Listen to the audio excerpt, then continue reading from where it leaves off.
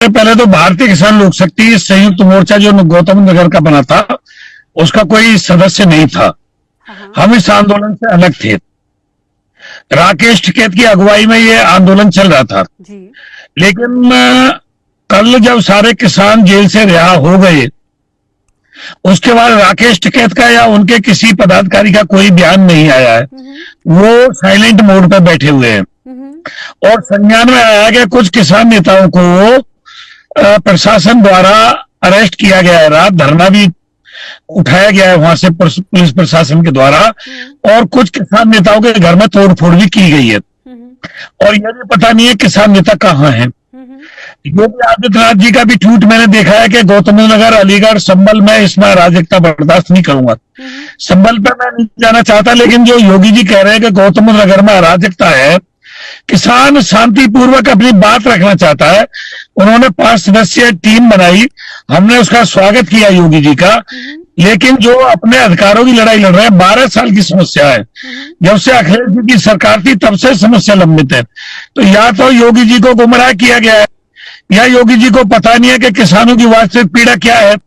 किसानों के साथ तानाशाही रवैया ना अपनाते हुए किसानों की बात सुननी चाहिए, मेज में वार्ता करनी चाहिए। किसानों को इस तरीका से जब जेल से रिहा कर दिया तो रातों रात फिर दोबारा उनके घर से गिरफ्तार करना, उनके घर में तोड़फोड़ करना, ये तो मुझे लगता है प्रशासन की अराजकता है, किसान अराजकता पर नहीं है। ये बिल्कुल ठीक है शिवराज जी, लेकिन ये तो आप जानते ही हैं ना कि प्रशासन किस तरीके से इन तमाम आंदोलनों को दबाने के लिए तमाम अलग अलग तरह के तरीके अपनाए जाते हैं। आंदोलन दबाए, आंदोलन के लिए ये कहते हैं कि आंदोलन ना करें। मुख्यमंत्री जी खुद नोएडा आ सकते हैं, बैठ के गौतम नगर यूनिवर्सिटी में किसान के प्रतिनिधियों से बैठ के बात कर सकते हैं, अपने किसी सचिव को भेज सकते हैं, किसी वरिष्ठ अधिकारी को भेज सकते हैं, किसानों को समझा जा सकते हैं। मेरी बात सुन लीजिए, किसानों को समझाया जा सकता है। फटकारा ही है एक तरह से। खुद धनखड़ जी कह रहे हैं, जो महामहिम उपराष्ट्रपति जी हैं, वो कह रहे हैं कि किसानों की समस्या लंबित है, सरकार को गंभीर होना चाहिए। सरकार क्यों नहीं सुन रही है, किसान क्यों आंदोलन पे है?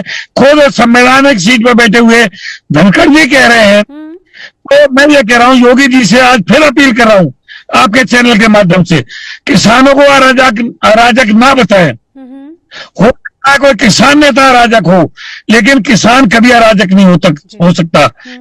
मैं ये बता रहा हूं कि देश का किसान और जवान सबसे बड़ा देशभक्त है। अगर व्यापारी को व्यापार में घाटा आ जाए तो व्यापार बदल देता है, राजनेता को टिकट ना मिले तो राजनीतिक पार्टी बदल देता है, और अधिकारी को अच्छी नौकरी मिल जाए तो वो अपनी पुरानी सर्विस छोड़ के दूसरी सर्विस पर चला जाता है। लेकिन देश का अन्नदाता सबसे बड़ा देशभक्त है। इसने घाटे की खेती होते हुए अपना व्यापार नहीं छोड़ा है, खेती करना नहीं छोड़ा है। अगर देश का अन्नदाता खेती करना छोड़ देगा तो पूरा देश भूखा मर जाएगा। अरे भाई, सारी जमीन आप अधिग्रहण कर रहे हो, किसानों का अधिकार है, तीनों प्राधिकरण नहीं दे रहे हैं, और फिर किसानों को अराजक बताया जा रहा है, जबकि प्राधिकरण के अधिकारी अराजक है। मैं कह रहा हूं, प्राधिकरण के अधिकारी किसानों के प्रति गंभीर नहीं है, सरकार किसानों के प्रति गंभीर नहीं है। किसानों को अराजक मुख्यमंत्री कैसे बता सकते हैं? प्रशासन घर में तोड़फोड़ किसान नेताओं के घर में कैसे कर सकती है? इसका मतलब अपनी ताकत का मिसयूज कर रहे हैं वो लोग। हमारे साथ हमारे जिससे कि दिल्ली एनसीआर। अरे भाई, मैं कब मना कर रहा हूं? जो कमेटी बनाई है वो मीडिया के माध्यम से हमें पता चला। खुद भारतीय किसान लोक शक्ति ने माननीय मुख्यमंत्री आदित्यनाथ योगी जी का इस पर धन्यवाद किया कमेटी बनाने पर। कमेटी तो इससे पहले भी बनी थी, हाई पावर कमेटी, जिसमें राजस्व परिषद के अध्यक्ष थे माननीय महोदय, वो थी जो मेरठ मंडल वो है कमिश्नर, और जिलाधिकारी गौतम नगर, वो भी हाई पावर कमेटी बनी थी, सारी सिफारिशें रद्द कर दी, दोबारा कमेटी बनी थी, हमने उसका भी स्वागत किया। लेकिन कोई वरिष्ठ पदाधिकारी, कोई मुख्य सचिव, प्रमुख सचिव या सचिव, या कोई जिले का बड़ा, मान लो पुलिस कमिश्नर माननीय लक्ष्मी सिंह जी, वो कोई किसानों के बीच में आकर के या कहीं विशेष स्थान पे आकर के समझा सकती थी। लेकिन घरों में तोड़फोड़ करना, किसान नेता को गिरफ्तार करना, उनके परिवार में मातम मचा हुआ है, छोटे छोटे बच्चे परेशान हैं, ये किसानों के प्रति कैसी हमदर्दी है सरकार की? भाई, मैं कह रहा हूं, किसानों की जो वाजिब मांग है उनको माने, जो किसानों की टेढ़ी मांग है उनको ना माने। ये बता दे ये मांग मानने योग्य है, ये मांग नहीं मानने योग्य है। ये कौन सा तरीका है कि कल ही रिहा किए और कल ही दोबारा गिरफ्तार कर लिए। घरों में तोड़फोड़ की है, गेट उखाड़े गए, एसी तोड़े गए, एलईडी तोड़ी गई है, बच्चों में भय व्याप्त है उनके घरों में, कहां ले गए ये भी पता नहीं है। ये कौन सा तरीका है? कोई हिंदुस्तान पाकिस्तान की लड़ाई तो है नहीं। सही बात है। अरे माननीय योगी जी भी आंदोलनकारी थे, जब विपक्ष में बैठते थे माननीय योगीनाथ आदित्यनाथ योगी जी भी आंदोलन करते थे, वो हमने पार्लियामेंट में रोते हुए भी देखे। आज वो व्यवहार किसानों के साथ करेंगे जो व्यवहार उनके साथ विपक्ष ने किया था। किसानों से बदला चुकाएंगे, वो बदले की राजनीति करेंगे। सर अभी शौराज जी एक और चीज है कि क्या कोई अश्योरिटी अभी प्रशासन की तरफ से आपको मिली है? क्या उनकी तरफ से कहा? मैं ये कह रहा हूं कोई नहीं मिली। मैं कह रहा हूं कल ही प्रशासन मेज पर वार्ता बुलाए। माननीय लक्ष्मी सिंह जी सबसे बड़ी अधिकारी हैं, कमिश्नर हैं गौतमनगर की, हमको बुलाए, हम शांति कब पैदा करवाएंगे।